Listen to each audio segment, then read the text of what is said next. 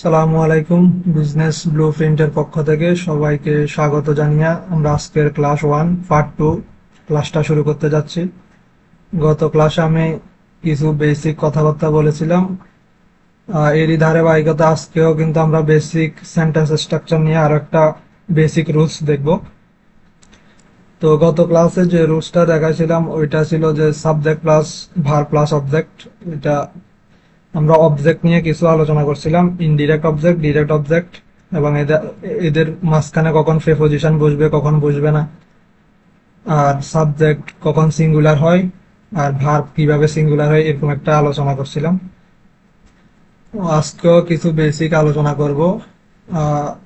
2 নম্বর যে basic rules যেটা আছে ইংলিশে, ওইটা হলো subject plus verb plus complement.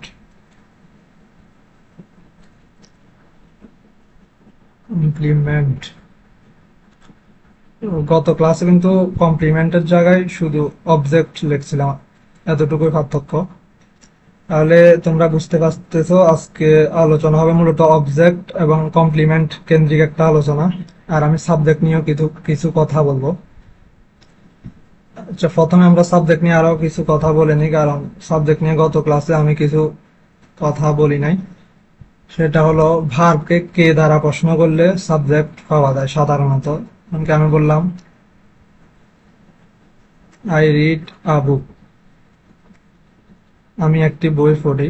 তো এটা অবজেক্ট, কি পড়ি, বই পড়ি, এটা অবজেক্ট সবাই জানো। কে পড়ে, আমরা কে দ্বারা প্রশ্ন করলে যা পাবো আই, মানে আমি পড়ি, তাহলে আইটা হলো সাবজেক্ট। আবার যখন ভার্ব, আমরা টু হ্যাভ ভার্ব ব্যবহার করব। আমি বললাম আই হ্যাভ এ বুক, আমার একটা বই আছে। যখন টু হ্যাভ ভার্ব ব্যবহার করব তখন সাবজেক্টকে কার দ্বারা প্রশ্ন করবে, ভার্বকে কার দ্বারা প্রশ্ন করবে। আমি বলতে পারি কার একটি বই আছে, আমার একটি বই আছে। তাহলে কার এর প্রশ্নের যে উত্তরটা পাবো সেটাই হলো সাবজেক্ট। তাহলে এখানেও আই সাবজেক্ট। আর এ বুক এটা অবজেক্ট, এটা তো আমরা বুঝতে পারতেছি, কালকে আমি এটা আলোচনা করছিলাম। তো এখন আসি আমি কমপ্লিমেন্ট এবং অবজেক্ট নিয়ে কিছু কথা বলি। তো কমপ্লিমেন্ট মূলত কি? কমপ্লিমেন্ট মানে হলো পরিপূরক। কমপ্লিমেন্ট সাবজেক্টেরও পরিপূরক হতে পারে, আবার অবজেক্টেরও পরিপূরক হতে পারে। সাবজেক্ট অথবা অবজেক্টের পরিপূরক। এখন অনেকের মনে প্রশ্ন হতে পারে যে কমপ্লিমেন্ট এবং অবজেক্টের মধ্যে যে পার্থক্য ওইটা, তাহলে আমরা প্রথম ওইটা নিয়ে একটু আলোচনা করি, তারপর ধারাবাহিকভাবে কমপ্লিমেন্ট নিয়ে একটু বিস্তারিত বলবো। কমপ্লিমেন্ট এবং অবজেক্ট, কমপ্লিমেন্ট অবজেক্ট। তো গত ক্লাসে আমি দেখাছিলাম যে অবজেক্ট মূলত ভার্বকে কে বা কাকে দ্বারা প্রশ্ন করলে অবজেক্ট পাওয়া যায়।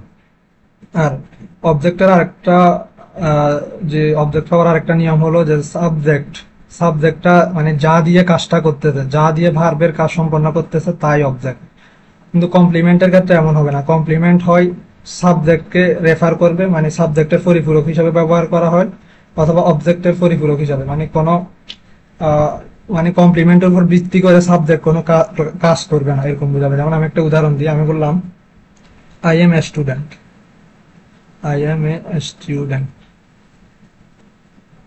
তো এখানে দেখো, এখন এই স্টুডেন্ট এটাকে অনেকে কমপ্লিমেন্ট বলবে, তোমরা অনেকে অবজেক্ট বলবে। আসলে কিন্তু এটা কমপ্লিমেন্ট। এখন এটা কেন কমপ্লিমেন্ট, কেন অবজেক্ট নয়? আমি বলছিলাম কে বা কাকে দ্বারা প্রশ্ন করলে যা পাওয়া যাবে তাই কিন্তু অবজেক্ট। তো অনেকে এখন যুক্তি দিবে যে আই এম স্টুডেন্ট, আমি হই একজন ছাত্র, আমি কে হই একজন ছাত্র, তাহলে তো এটা অবজেক্ট। যুক্তি খুবই সুন্দর, আসলে কিন্তু সব যুক্তি সব জায়গায় খাটবে না। এখানে তোমরা খেয়াল করো, এই যে এই স্টুডেন্ট, এটা কি কাকে রেফার করতেছে? দেখো আই কে রেফার করতেছে, মানে কি আই ইজ ইকুয়াল টু, আমরা লিখতে পারি I is equal to a student, মানে আমি যে এই স্টুডেন্ট ও সে। তুমি দেখো আই সাবজেক্টটা কি এই স্টুডেন্টের উপর মানে নির্ভর করে কোনো কাজ করতেছে না। যদি এরকম না করে তাহলে এটা কমপ্লিমেন্ট, যদি করে তাহলে কিন্তু তখন অবজেক্ট হতো। যেমন কি আমি আই দিয়ে একটা উদাহরণ দেখাই, যখন অবজেক্ট হতো তখন, যেমন আই রিড এ নোবেল, আমি একটু উপন্যাস পড়ি। তো এখন খেয়াল করো, এই নোবেলটার উপর ভিত্তি করে রিডের কাজটা কিন্তু আই সম্পন্ন করতেছে। কিন্তু এই স্টুডেন্টের উপর ভিত্তি করে হওয়ার কাজটা বা যে এখানে এম ভার্ব আছে টু বি ভার্ব, এই ভার্বের কাজটা আই সম্পন্ন করতেছে না। এই কারণে এই স্টুডেন্ট হলো কমপ্লিমেন্ট। কার কমপ্লিমেন্ট? আই এর কমপ্লিমেন্ট, মানে আই এর পরিপূরক। আই যা এই স্টুডেন্টও তা, কিন্তু এখানে আই যা এই নোবেল কিন্তু তা না। আই ইজ ইকুয়াল টু এই নোবেল কিন্তু লেখা যায় না, কিন্তু এখানে I is equal to student লেখা যায়। আমি আরেকটু বলি, মনে করো আমি বললাম আই এম হ্যাপি, আমি সুখী। এখন তোমরা দেখো I is equal to happy বলতে পারি আমরা, আমি যে সুখীও সে কিন্তু, তাহলে এটা কি? হ্যাপিটা এখানে কমপ্লিমেন্ট। কিন্তু আমি আরেকটা উদাহরণ দিই, আই হেট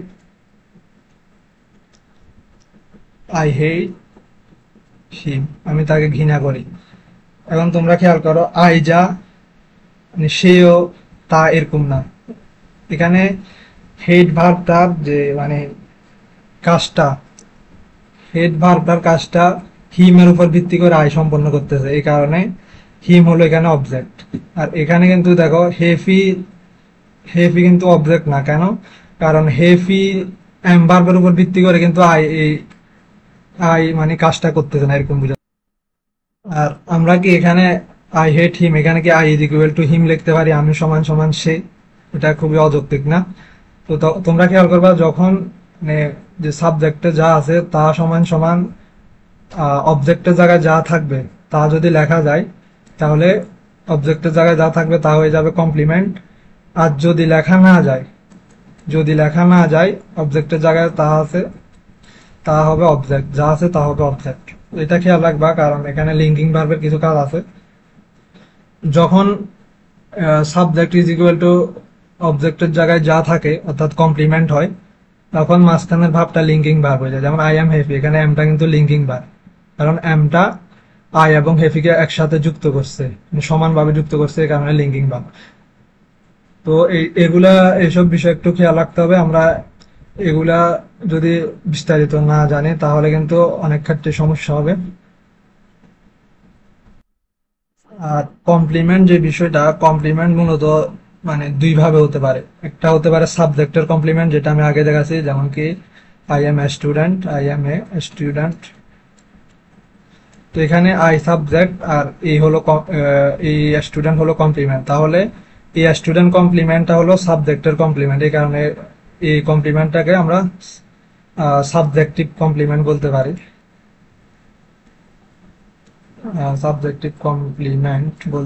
আর একটা আছে অবজেক্টিভ কমপ্লিমেন্ট। অনেক সময় তোমরা খেয়াল করবে, যেমন আমরা বলে থাকি যে উই সিলেক্ট হিম ক্যাপ্টেন, আমরা তাকে নেতা নির্বাচন করলাম।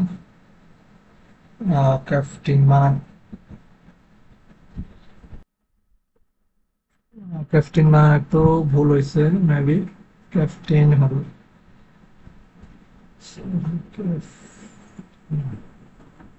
তাহলে আমরা বললাম উই সিলেক্ট হিম ক্যাপ্টেন। এখন তোমরা খেয়াল করো, আমরা তাকে নেতা নির্বাচন করলাম।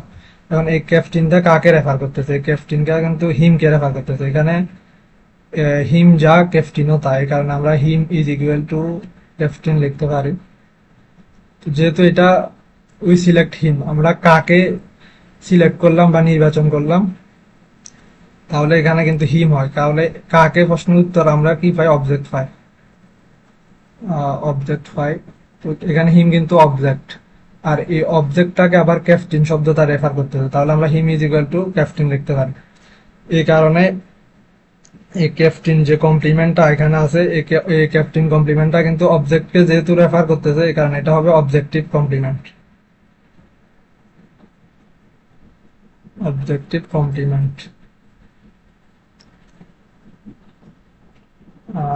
এরপর আমরা ট্রানজিটিভ এবং ইনট্রানজিটিভ ভার্ব নিয়ে কিছু আলোচনা করি, কারণ এটা খুবই ইম্পর্টেন্ট একটা আলোচনা।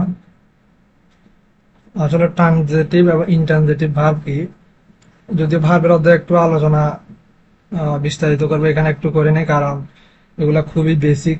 এগুলা যদি না জানা হয় তাহলে কিন্তু অনেক কিছু অজানা থাকবে। ট্রানজিটিভ ভার্ব মূলত আমরা যে বাংলাদেশ সকর্মক ক্রিয়া বলি, ওইটাকে ইংলিশে ট্রানজিটিভ ভার্ব বলে। ট্রানজিটিভ ভার্ব বলতে বোঝায় মানে যে ভার্বটার অবজেক্ট অবশ্যই লাগবে। মনে করো আমি বললাম ওই আগে যে উদাহরণগুলো দিচ্ছে ওগুলা থেকে দিই, he reads a book, he reads a বুক, সে একটি বই পড়ে। এখন এই রিডস ভার্বটা কিন্তু ট্রানজিটিভ ভার্ব, কারণ এটা অবজেক্ট ছাড়া সম্পূর্ণ অর্থ দিতে পারতেছে না। আমি যদি শুধু বলি হি রিডস, সে পড়ে, আমি কি পড়ে কাকে পড়ে কোনো মানে সেন্টেন্সের যে সমাপ্তি এটা নাই, এই কারণে রিডস ভার্বটা ট্রানজিটিভ ভার্ব। আবার ইনট্রানজিটিভ ভার্ব এটা হলো মানে যে ভার্বের অবজেক্ট দরকার হয় না, এমনিতেই অর্থ প্রকাশ করতে পারে। ইনট্রানজিটিভ ভার্ব মনে করো আমরা বললাম he goes to school, he goes to, সে স্কুলে যায়। দেখো তোমরা এখানে সে কি যায় বা কাকে যায় উত্তর পাওয়া যায়? উত্তর কোনো পাওয়া যায় না। যেসব ভার্বে মানে কি বা কাকে দ্বারা প্রশ্নগুলো উত্তর পাওয়া যাবে না সেগুলো ইনট্রানজিটিভ ভার্ব, আর এগুলো অবজেক্ট লাগে না অর্থ প্রকাশ করতে। এখন তোমরা বলতে পারো তাহলে এখানে টু স্কুল এটা কি? টু স্কুল এখানে মূলত হলো অ্যাডভার্ব। তো আমরা অ্যাডভার্ব এটা কিভাবে বুঝলাম? তোমরা একটা মনে রাখবা, যখন ভার্বকে হয় আর কোথায়, হয় আর ওয়াই কেন, হাউ, হাউ এরপর কিভাবে, একটা হচ্ছে হোয়েন কখন। ভার্বকে আমরা যখন হয়ার, হোয়াই, হাউ, হোয়েন দ্বারা প্রশ্ন করব তখন যে উত্তরটা পাবো সেটাই হবে অ্যাডভার্ব। আমরা এখানে খেয়াল করো, ই গোস টু স্কুল, সে স্কুলে যায়। সে কোথায় যায়? স্কুলে যায়। তো এই কারণে টু স্কুলটা হলো একটা অ্যাডভার্বিয়াল ফ্রেজের মতো এখানে ব্যবহার করা হয়েছে। তো ইনট্রানজিটিভ ভার্ব এর পর কখনো অবজেক্ট বসবে না, আর এগুলাকে ফেসিভ করা যায় না। আর ট্রানজিটিভ ভার্বের যে উদাহরণটা আছে এগুলা কিন্তু ফেসিভ করা যায়। তো এটা একটা বেসিক আলোচনা, কারণ এগুলা না বুঝলে অনেক সময় মানে অবজেক্টের যে ব্যবহার এটা নিয়ে অনেক কিছু অজানা থাকে। তো আজকে মূলত এতটুকু আলোচনা করলাম। ক্লাস বেশি বড় করা যায় না, কারণ এখানে ওবিএস এর মাধ্যমে রেকর্ড করতে হয়, এর কারণে মেগাবাইট অনেক বেশি হয়ে যায়। এরপর কিছু আলোচনা করি। কালকে অনেকে আমার কাছে মানে নক দিছে যে অনলাইন কোন প্ল্যাটফর্মে ভর্তি হবে, তো আমি নির্দিষ্ট করে এখানে সরাসরি কাউকে কোনো প্ল্যাটফর্মের নামই রিকমেন্ড করব না। এখানে মূলত নিজে একটু পরিশ্রম করতে হবে। অনলাইনে অনেকের কাছে বোরিং লাগে ক্লাস করতে, এটা স্বাভাবিক। সারাক্ষণ মানে মোবাইল সামনে নিয়ে এইভাবে ক্লাস করা অনেকটা ভার্চুয়াল মানে খুব ভালো লাগে না। আর এরপর আরেকটা প্রশ্ন অনেকে করে যে মানে মুখস্থ বিষয় এগুলা কিন্তু খুব মনে থাকে না ভাইয়া।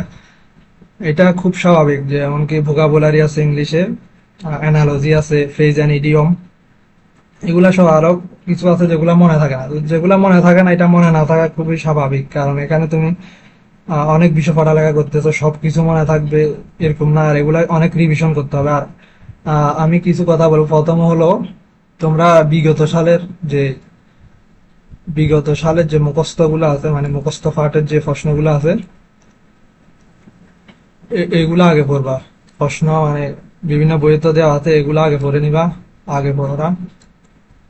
আর এরপর 2 নম্বরে মুখস্থ পাঠ মনে রাখার আরেকটা টেকনিক, সেটা হলো ছন্দ আকারে মনে রাখা যায়, ছন্দ আকারে। এরপর আরেকটা হলো দৈনন্দিন আমরা যে দৈনন্দিন জীবনে কথাবার্তার সময় দেখবা অনেক কিছু মানে এগুলোর সাথে রিলেটেড, এই তখনও কিন্তু অনেকটা এগুলোর সাথে অ্যাসাইন করে মনে রাখতে পারো। যেমন কি আমি আজকে এই ক্লাসটা শুরুতে বলছিলাম যে এই বিজনেস ব্লুপ্রিন্টের পক্ষ থেকে সবাইকে স্বাগত জানিয়ে কাজটা শুরু করতে যাচ্ছি, এরকম একটা কথা বলছিলাম। এখানে স্বাগত শব্দটা কিন্তু বিগত সালে অনেক বছর আসছে, মানে বাংলা বানানে এটা অনেকবার আসছে। তো এখানে কিন্তু মানে এই সব শব্দটা দিয়ে তুমি অনেক কিছু মনে রাখতে পারবা। যেমন কি একটা সন্ধি রুলস মনে রাখতে পারবা, একটা সন্ধি রুলস, একটা বানান মনে রাখতে পারলা।